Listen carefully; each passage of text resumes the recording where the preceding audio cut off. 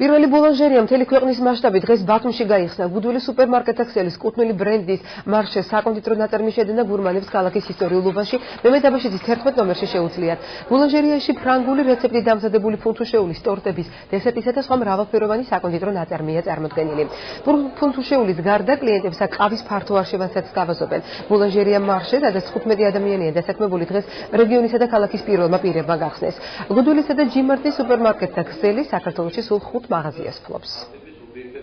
უბანი, სადაც ახლა ვიმყოფებით, საუკუნეზე მეტი ხნის წინ იყო ზუსტად იგივე ტიპის მოწყობის ევროპული დასახლებული პუნქტი და ფაქტურად ბათუმის განვითარება აქედან დაიწყო.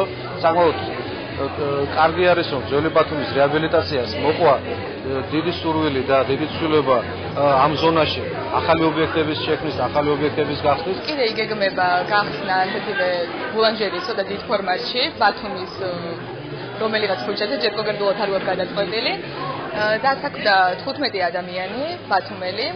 კიდე მომავალში მეტიც დასაქმდება, რადგან ჩვენ ობიექტებსაც ხმით ახალ სუპერმარკეტებს გაიხსნება ახალი ბათუმში და იმედია რომ მეტიც ობიექტებიც გაგახარება.